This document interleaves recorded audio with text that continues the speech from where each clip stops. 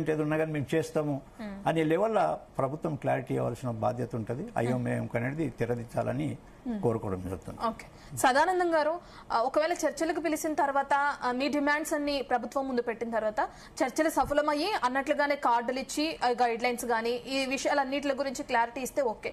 ఒకవేళ ఇదే విధంగా కాలయాపన చేస్తూ మాట్లాడతాం, సర్దుబాటు చేస్తాం, ఏమైనా సమస్య ఉంటే పరిష్కరిస్తామని చెప్పి కాలయాపన చేస్తే నెక్స్ట్ మీ స్టాండ్ ఏ విధంగా ఉండే అవకాశం? మేడం, ప్రత్యేకంగా ఈ రోజు ఇదంతా సోషల్ మీడియాలో బాగా వైరల్ అయింది.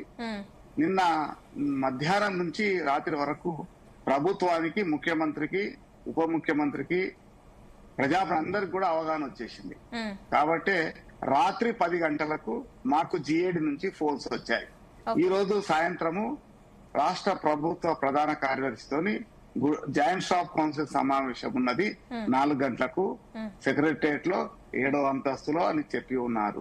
ఇందులో ప్రభుత్వము, ముఖ్యమంత్రి గారు దేవిప్రసాద్ స్పష్టంగా చెప్పారు, గతంలో ఈ విధి విధానాలు దాదాపుగా ఖరారు కాబడి ఉన్నవి. ఏవైనా మార్పులు చేర్పులు చేయవలసిన అవసరం ఉంటే, అంటే ఇందులో కొన్ని అంశాలు ఉంటాయి. ఇందులో స్పష్టంగా కొన్ని ట్రాన్స్ప్లాంట్ చేసే ట్రీట్మెంట్ ఉంటాయి, కొన్ని లివర్ గాని, తర్వాత హార్ట్ లో కానీ, ఇంకా కొన్ని చికిత్స చేయడంలో కొంచెం ఇబ్బంది, అదనపు ఖర్చు అంటే 50-60 లక్షల రూపాయలు పెట్టుకునే జబ్బులు కొన్ని ఉంటాయి. వాటిపైన ఎలా మేము ఆలోచిస్తుంటే ఇవన్నీ పక్కకు పెట్టి, గతంలో ఉన్న గైడ్ లైన్స్ లో ఏముందండి, మాక్సిమం సీలింగ్ 2 లక్షలు ఉంది. అది మొన్న సిఎస్ గారు మాట్లాడిన సందర్భంలో ఒక స్పెల్ కు 10 lakhs ఇస్తామన్నారు. మేము ఆ 10 lakhs కాదు ఇంకా పెంచాలని మేము అడుగుతూ ఉంటే, మాతో సంప్రదించకుండా, మా యొక్క లేఖ లేకుండా, మా సమ్మతి లేకుండా మా యొక్క వేతనం నుంచి మినహాయించి చేశారు. అది సరైనది కాదు. అదే కోణంలో 186 జీవో గత ప్రభుత్వం ఇచ్చింది.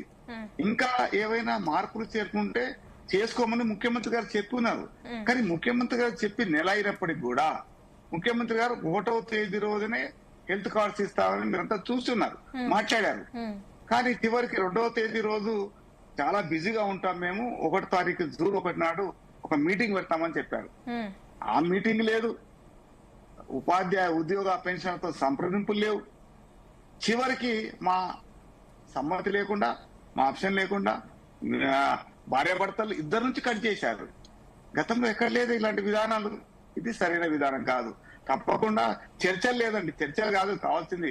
రాష్ట్ర ప్రభుత్వము దేవిప్రసాద్ స్పష్టంగా చెప్పాడు. ఏమని చెప్పారు, ఇది రాష్ట్ర ప్రభుత్వ ప్రధాన కార్యదర్శి, ఆర్థిక కార్యదర్శి, హెల్త్ సెక్రటరీ గారు కూర్చొని ఈ రోజు ఆ సమావేశంలో 1 గంట కావచ్చు 4 గంటలు కూర్చుంటాం, గైడ్ లైన్స్ ఇద్దాం, అందులో మార్పులు మాట్లాడదాం, అప్పుడు మాత్రమే ఈ హెల్త్ కార్డ్స్ పనికొస్తాయి. ఆసుపత్రితో మాట్లాడలే ఇంతవరకు, ప్యానల్ లిస్ట్ ఏంది ఇవ్వలేదు, ఎలాంటిది ఇవ్వకుండా. అంటే ఉద్దేశం ఏంటంటే ఎంతసేపటికి ముఖ్యమంత్రి గారు చెప్పే మాటలు కింది స్థాయిలో ఉన్న అధికారులు బేఖాతరు చేస్తున్నారు అనేది దీన్ని బట్టి రూఢ్ అయింది. మీకు చెప్పేది అది. అంటే ముఖ్యమంత్రి చెప్పినా, ఉప ముఖ్యమంత్రి చెప్పినా, ఆర్థిక ఇంకా ఏ మంత్రి చెప్పినా, అంటే వీరి ఉద్దేశం ఏంది, అధికారులు మరి ముఖ్యమంత్రి మాటకు విలువ ఇస్తున్నారా లేదా, కోఆర్డినేషన్ లేదు, అందరూ కోఆర్డినేషన్ గమనించుకోవాలి. దాన్ని చెప్పాల్సిన అవసరం లేదు. చాలా మంది ఉపాధ్యాయ ఉద్యోగ సంఘాలు, పెన్షన్ సంఘాలు చాలా అనుభవం గల ఉన్నారు. వాళ్ళందరూ సలహాలు తీసుకొని వద్దంటలేమే.